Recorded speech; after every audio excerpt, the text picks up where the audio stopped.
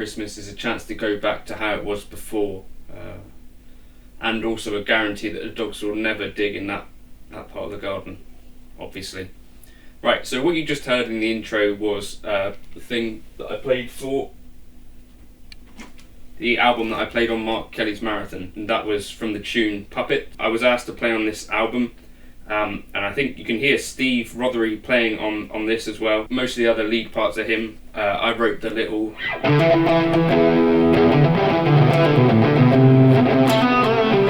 that riff, and then the outro solo is me. I kind of wanted to talk about why you might want to write a solo in the first place, and also I'll put up a tab on the backing track for this, and maybe you can have a go at writing your own parts over this particular solo. Whether you're working on your own project or someone else's project, there comes a time potentially where someone will ask you to film playing this thing. So for me, we went to Peter Gabriel's studio, which is ridiculous. So the thing is that there's going to be lots of recording of the same thing over and over again, is basically how you achieve these things, unless you've got loads and loads of cameras.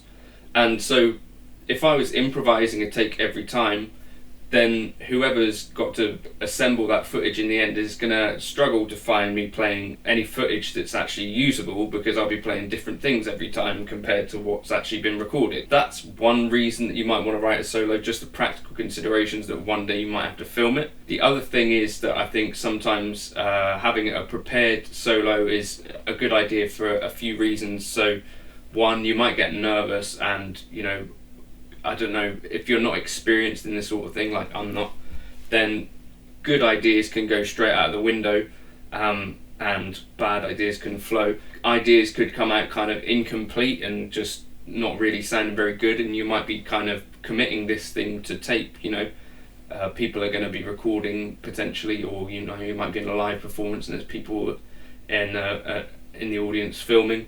So I think that there's a few reasons for doing it, and also I think it's a good way to kind of practice ideas. So it's composing, I've heard many people say, is like improvisation slowed down. So I just wanted to talk quickly about kind of my process for this, and what that does involve is sessions of improvisation. So I'll listen to the track that I've been given to play over, or whatever it is, figure out in my ear what the chords are and what key we're in and all that sort of stuff, and make sort of a mental note. Is there anywhere where something weird is happening?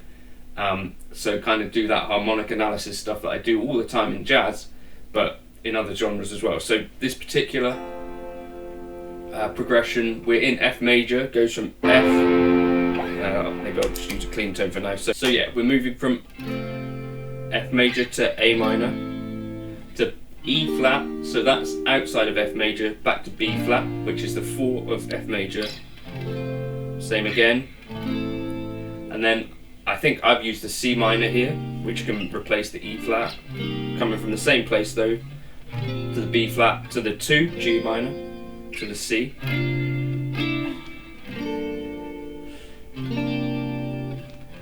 and that's the progression. So I heard that progression and it all sounds fine to me, but I know that E flat belongs in a B flat major scale.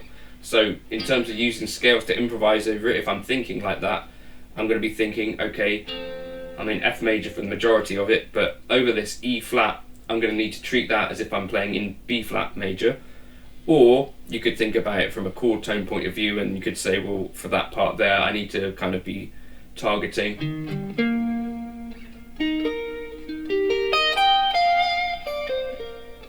that kind of thing. So that's kind of what I would do, and then I would sit down with it and I would play until and maybe even record each thing that you're playing and just see what comes out. So that's literally my process for this. So sit down and record, and once you've got kind of a section that you think sounds good, move on to the next section. So that's how I arrived at what you saw in the intro. So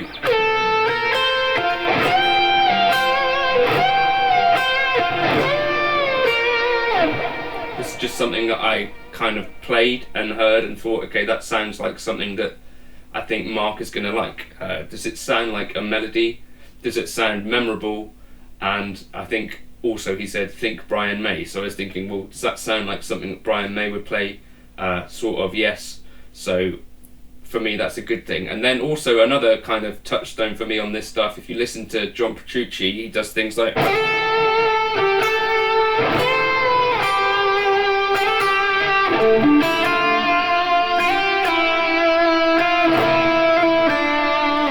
that sort of thing. So that's from a tune called In the Presence of Enemies.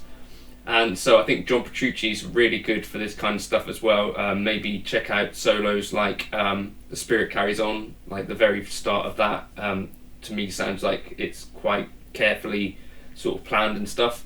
But yeah, so John Petrucci, Brian May, these kinds of people do quite a good job at this, I think. So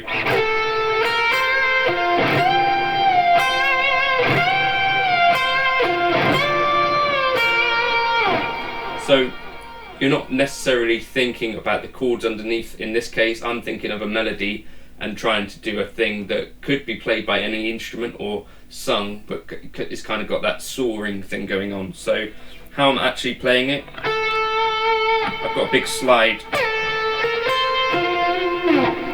and then we're hitting the 10th fret on the B string before rising up, so we're on the 3rd, and then bending from the 13th fret up to the 15th.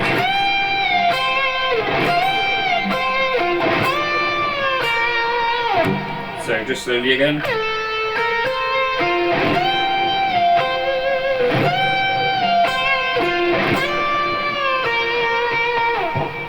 So all this will be written out, I think, if I can get time, and chuck it up on Patreon with the backing track. And then the next phrase. So that's another thing to bear in mind. Your next phrases, maybe, if you're thinking in this way, phrases you might want to try to relate back to one another. So whether you start a phrase in the same way or with the same notes, or kind of refer to them. So here's how I start the next phrase. So starts the same, but what I'm doing is I'm going to be coming out of it in a different way, so I slide up instead of bending. So I end up arpeggiating the A minor out of it.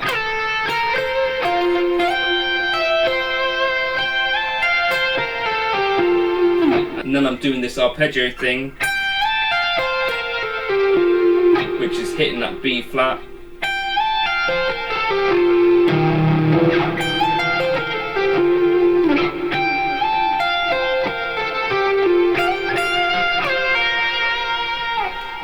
So arpeggios that kind of sound melodic and stuff, you don't necessarily have to do this kind of thing.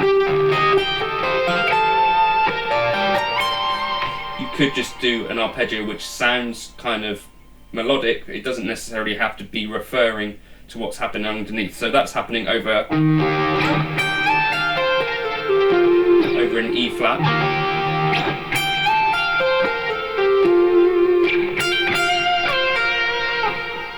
But in terms of notes, start off on the G, which is the 3rd of the E flat.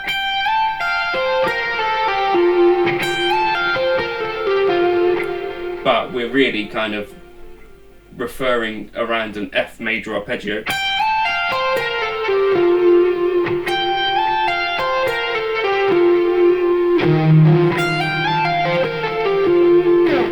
So we're kind of touching on an F major arpeggio with some extra notes is what we're really doing, but it works over an E flat in this case. And then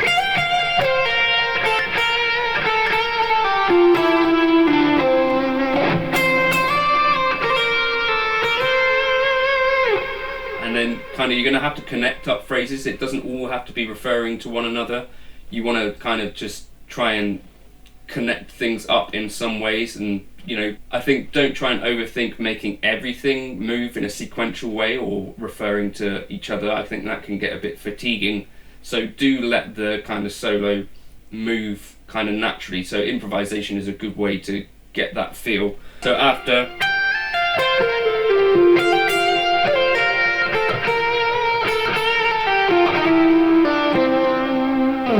all of that, I think, is not really referencing anything, it's just stuff that works over G minor to C major.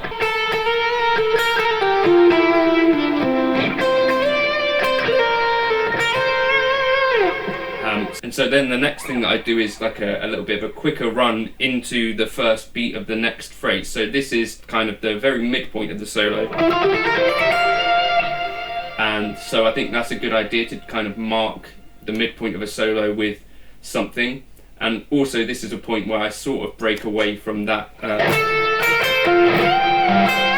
initial idea. So actually what I'm doing there is just running up the scale.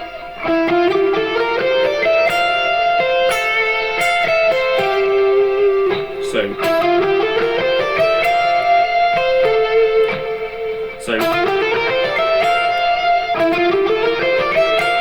an F arpeggio, then an A minor or C major arpeggio or A minor 7.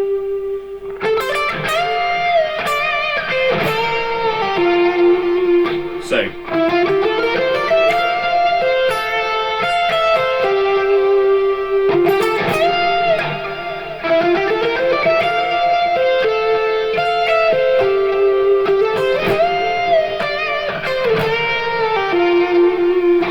just again, up the scale.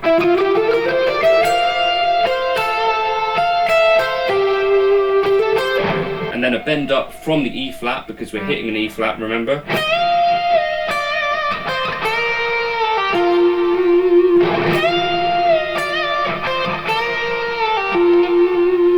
And then another kind of connecting phrase to get us up higher.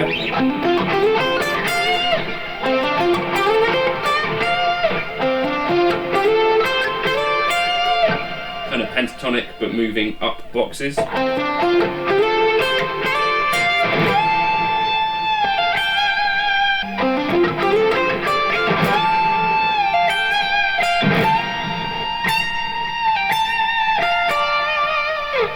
So that kind of thing can work quite nicely.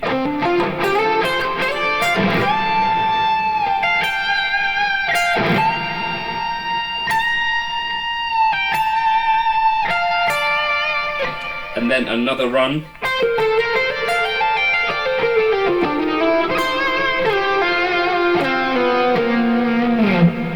So again, I think it makes sense to try and punctuate a solo with these kind of things. I think it always sounds a bit forced if you do too much of it. Like if you were thinking, right, I'm going to chuck a tapping bit in here and I'm going to chuck a sweeping bit or whatever. So I think, again, the best way to find these things is to kind of do sessions of improvisation until you land upon something which kind of feels natural but works in a really good way.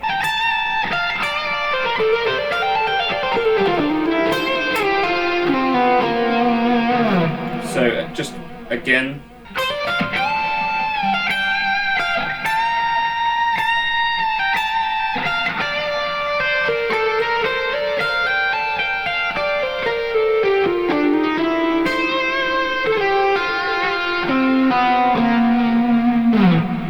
and not starting everything on the beat, I think, is a good way to get things sounding slightly less stale.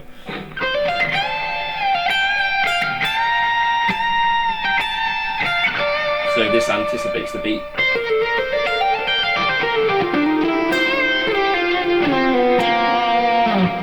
So just one last time.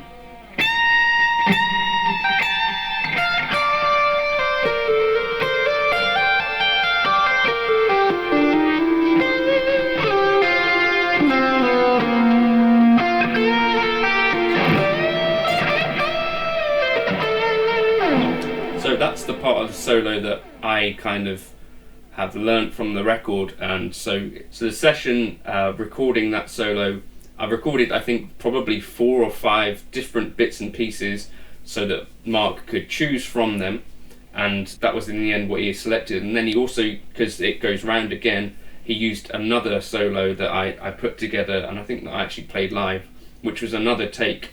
And so that's another thing you can do across kind of lots of different takes. You could mix and match bits and pieces up until you put together a solo that you think sounds kind of classic, or sounds as you want it to sound, and sounds like it's planned in some way, or but still spontaneous in another way, but has these things going throughout it that makes sense. So those are kind of my ideas for writing a solo that works. Kind of connect phrases up, so certainly at the start of the solo you kind of want to do thematic things which kind of repeat and stuff.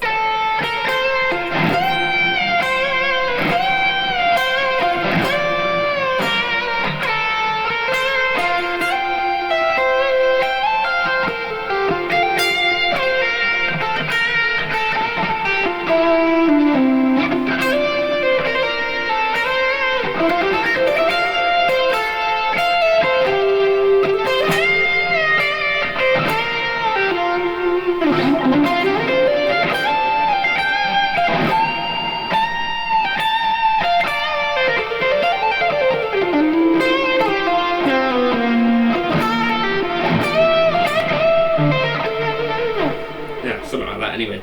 But yeah, do thematic things which join up, certainly at the start of the solo.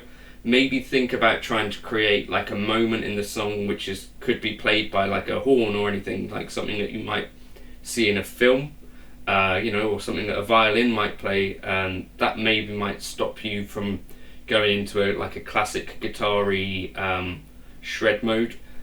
Think about trying to repeat phrases in some way, or shape phrases, and let the next phrase be influenced by the phrase that came before. So for example, literally influences the phrase that repeats later on.